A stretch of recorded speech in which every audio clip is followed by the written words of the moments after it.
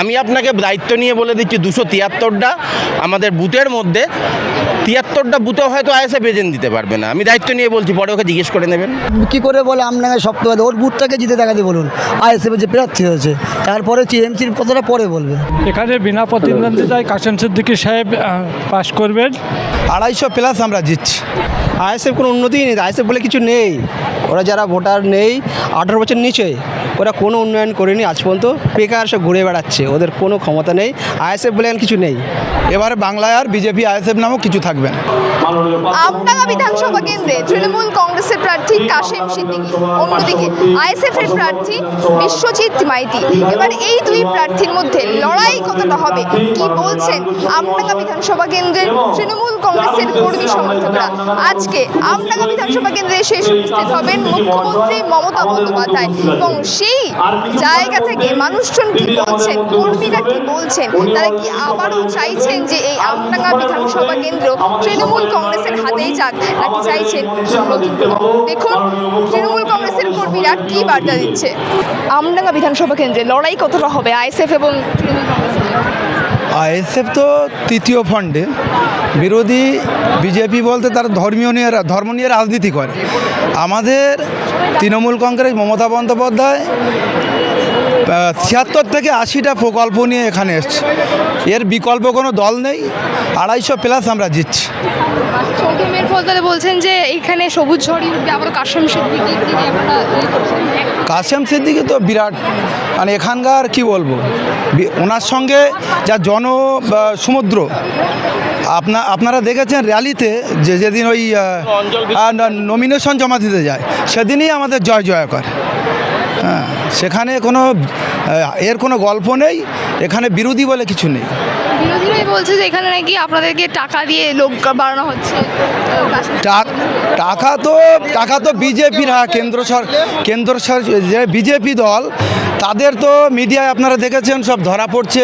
কোটি কোটি টাকা এখানে বিহারে 10,000 টাকা দিয়ে প্রত্যেক ভোটারকে দিয়ে ভোট করেছিল। এখানে বাংলায় ওটা চলবে না। বাংলায় উন্নয়ন নিয়ে মানুষ উন্নয়নের কথা বলে, উন্নয়ন নিয়ে ভাবে। মমতা বন্দ্যোপাধ্যায় মামাটি মানুষের সরকার, এর বিকল্প কিছু নেই। আগামী দিন জিতবো, জয় বাংলা। মুছে যাবে। এবারে বাংলায় আর বিজেপি আইএসএফ নামক কিছু থাকবে না। তৃণমূল কংগ্রেস নাকি তৃণমূল? তৃণমূল। কেন?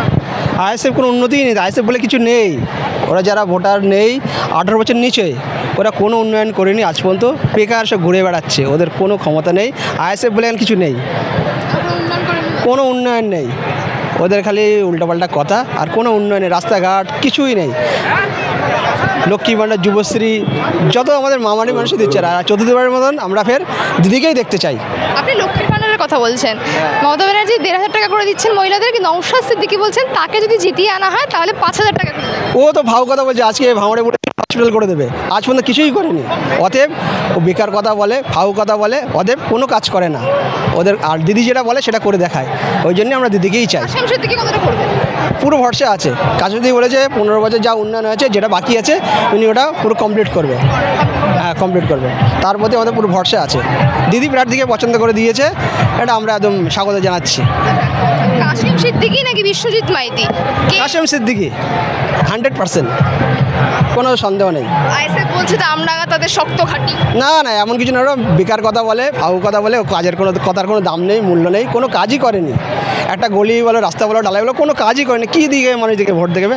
উন্নয়ন দেখে মানুষ ভোট দেবে, তার সাথে কিছু করে না। ওরা বেকার কথা বলে, ওদের কোনো অস্তিত্বই নেই। টিএমসি রাস্তাঘাট, যুবশ্রী, কন্যাশ্রী, রূপশ্রী, হ্যাঁ, লক্ষ্মী ভাণ্ডার। আমডাঙ্গাতে কী করলো? আমরা তো অনেক উন্নয়ন হয়েছে, আমাদের রাস্তাঘাট, হসপিটাল হয়েছে, আরও পরিবর্তন, আরও অনেক পানীয় জল, যথেষ্ট কাজে, যতটা বাকি আছে আমাদের ভাইজান এসে ওটা কমপ্লিট করবে। কাশেম সিদ্দিকীর উপর আপনারা আস্থা রাখছেন? আমাদের পুরো ভরসা আছে, যেহেতু একটা ভালো ফ্যামিলির ছেলে, ওই জন্য আমাদের পুরো ভরসা আছে। পুরোপুরি আইএসএফ কোনো কাজই নেই, ওদের ভোটারই নেই, তো বেকার ঘুরে বেড়াচ্ছে। 17 বছর, 16 বছর, 15 বছর ছেলে, কী করবে ওরা? কিছুই করতে পারবে না। আমাদের 200-র উপরে, 200-র উপরে। বিজেপি কত? 30-35টা। আইএসএফ একটা যেটা আছে ওটা হতে পারে, না হতে পারে, না হতে পারে। শূন্য। সিপিএমে তো কোনো অস্তিত্ব নেই, ও শূন্যে দেখা যায় না। শূন্য যুক্ত হবে আইএসএফের সাথে। ও হলে একটা হয়তো হতে পারে, নাও পারে। কোনটা? ওই ভাঙড়টা এখন দেখা যাক। এই শওকত মোল্লা আছে, আমাদের পুরো ভরসা আছে ওর উপরে। তাহলে কে জিতবে বলে মনে হচ্ছে? শওকত মোল্লা জিতে বলে মনে হচ্ছে।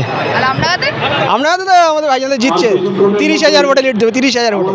কিন্তু আজকে মুখ্যমন্ত্রী মমতা বন্দ্যোপাধ্যায় আসবেন এবং এই আমডাঙ্গা বিধানসভা কেন্দ্রে তৃণমূল কংগ্রেস আর আইএসএফ এর মধ্যে লড়াই কত?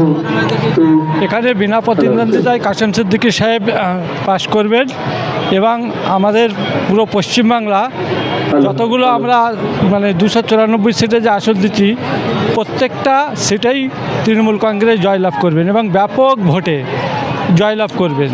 এবং আইএসএফ এর যিনি প্রার্থী হয়েছেন তিনি বলছেন এখানে নাকি আইএসএফ এর শক্ত ঘাঁটি আমডাঙ্গা। এটা একদম সম্পূর্ণ মিথ্যা এবং ভুল।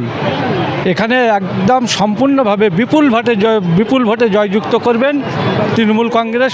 মাটি মানুষের জয় হবে, মমতা ব্যানার্জির জয় হবে। আপনারা কাশেম সিদ্দিকীর উপরই ভরসা রাখছেন? কাশেম সিদ্দিকীর ওপরে আমরা ভরসা রাখছি এবং আমাদের প্রার্থী কাশেম সিদ্দিকী সাহেব হলেও মমতা ব্যানার্জিই আমাদের মুখ। আমডাঙ্গা বিধানসভা কেন্দ্রে আজকে এখানে এসে উপস্থিত হবেন মুখ্যমন্ত্রী মমতা বন্দ্যোপাধ্যায়। কি মনে হচ্ছে এই বিধানসভা কেন্দ্র থেকে লড়াই কতটা হবে তৃণমূল কংগ্রেসের, এবং আপনারা কাকে চাইছেন, তৃণমূল কংগ্রেস নাকি? তৃণমূল কংগ্রেসকে তো অবভিয়াসলি চাইছি, আমি লড়াই কোথাও দেখতে পাচ্ছি না। আমি জানছি তো আমরা ওয়াক ওভারে জিতছি, এরকম একটা কিছু মনে হচ্ছে আমার কাছে। আপনারা যে লড়াই বলছেন এটা মিডিয়া পার্সন বলছে, আমি দেখছি walk over. Kashem Siddiqui walk over পাচ্ছে, বিরোধীদের ময়দানে পাওয়া যায়। আইএসএফ নামক যে বস্তুটা ছিল, বস্তু বলছি এখন, ওই সিপিএমের মতন ও ওই বিরিয়ানির হাঁড়িতে পাওয়া যাচ্ছে, আর কোথাও নয়। অন্যদিকে আইএসএফ এর যে প্রার্থী রয়েছেন তিনি বলছেন যে নাকি এখানে আইএসএফ এর শক্ত ঘাঁটি। মাইকে বলার জন্য কি অনেক কিছু বলে, পাগলে কিনা খায়, ছাগলে কিনা বলে, ওসব নিয়ে কিছু মনে করি না। ওর মতো বলতে দাও ওকে। আমি আপনাকে দায়িত্ব নিয়ে বলে দিচ্ছি 273টা আমাদের বুথের মধ্যে 73টা বুথে হয়তো আইএসএফ এজেন্ট দিতে পারবে না। আমি দায়িত্ব নিয়ে বলছি, পরে ওকে জিজ্ঞেস করে নেবেন। এরপর এখানে সবুজ অনলি ফর সবুজ আবির, কোনো কথা হবে না। সবাই সবুজ মানে চৌঠামের অপেক্ষা করছে, শুধু দিনের অপেক্ষা করছে। ঠিক আছে। 26-এর নির্বাচনকে কেন্দ্র করে আজকে নির্বাচনী বৈঠক করছেন মুখ্যমন্ত্রী মমতা বন্দ্যোপাধ্যায়। আজকে তার স্থান হচ্ছে আমডাঙ্গা বিধানসভা কেন্দ্র এবং সেই আমডাঙ্গা বিধানসভা কেন্দ্র বা বিভিন্ন জায়গায় তিনি ঘোরাফেরা করছেন। এই নিয়ে বিজেপি বা বিরোধী দলরা বলছেন যে নরেন্দ্র মোদী দেখা থাকে নাকি মমতা ব্যানার্জি এরকম। না না না, শুনুন, বিজেপি কি বলেন তিনি, ওরা ঠিক ওদের ভোটের সময়টাই দেখা যায়। যখন দেখবেন যে বিধানসভা লোকসভায় নির্বাচনগুলো হয় তখন দেখবেন ওরা সব বিভিন্ন নেতা মন্ত্রীরা পশ্চিমবাংলাতে দেখা যায়, না হলে ওদেরকে দেখা যায় না। আর তৃণমূল কংগ্রেস 365 দিন মাটিতে থাকে, মাঠে থাকে। আমরা মমতা বন্দ্যোপাধ্যায়কে ভালোবাসি, বিশ্বাস করি। বাংলার প্রতিটা ঘরে ঘরে মমতা বন্দ্যোপাধ্যায়ের উন্নয়ন পৌঁছে গেছে।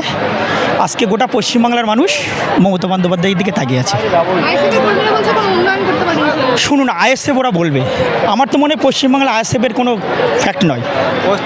294টা সিটের মধ্যে একটা বিধানসভা সেটা ভাঙড় জিতে আছে, সেটা আপনারা জানেন। ওতে কোনো পশ্চিমবাংলায় ওদের জন্য কোনো প্রভাব পড়বে না। আইএসএফ এর প্রার্থী যিনি হয়েছেন তিনি বলছেন যে আমডাঙ্গা তাদের শক্ত ঘাঁটি। টিএমসি কর্মীরা কি বলছে? আমডাঙ্গার শক্ত ঘাঁটি, ও নিজের বুথে নিজে হেরে যাবে। আর ও কী করে বলে আমডাঙ্গায় শক্ত ঘাঁটি? ওর বুথটাকে জিতে দেখাতে বলুন। আইএসএফের যে প্রার্থী হয়েছে, তারপরে টিএমসির কথাটা পরে বলবে। ওর বুথেই ও হেরে যাবে। ওর পঞ্চায়েতে ও কত ভোট পাবে, 2000 ভোট পাবে কিনা সন্দেহ আছে। আর ও কী করে ভাবে যে আমাদের আইএসএফের শক্ত ঘাঁটি? এসব মানুষকে ফালতু কথা, মানে মানুষকে হতাশ করছে। 30,000 ভোটের বেশি ভোট পাবে না। মানুষকে বিভ্রান্ত করে কি ভোট হয়? আইএসএফের বিরুদ্ধে মুখ আমি নাম নিতে চাইছি না। আইএসএফের প্রার্থী মানুষকে বিভ্রান্ত করে ভোট হয়। এটা আমডাঙ্গা বিধানসভা থেকে আপনাদের কি মনে হচ্ছে লড়াই কত হবে? লড়াই আমাদের কাছে অকাপে হয়ে যেত, কিন্তু প্রেস্টিজের ব্যাপার বলে ওরা মিছে মিছে প্রার্থীর নামটা দিয়েছে, এমনিই জিতে গেছে। আমরা সবুজ আবির খেলছি আমাদের ছেলেরা। দেখুন আজকে মমতার দিদির মিটিংয়ে এসে সবুজ আবির খেলতে খেলতে যাচ্ছে। ভালো করে খেয়াল করুন, দেখুন সবুজ আবির খেলা শুরু। শুধু 4 তারিখের সময়ের অপেক্ষায় আমরা আছি। আজ থেকে কি জয় উল্লাস করছেন আপনারা? একদম জয় উল্লাস আগেই করেছি। আজকে দিদির পর থেকে জয়ের আবির আমরা মাখছি। জয়ের আবির আমরা আজ থেকেই মাখছি, অসুবিধা নেই।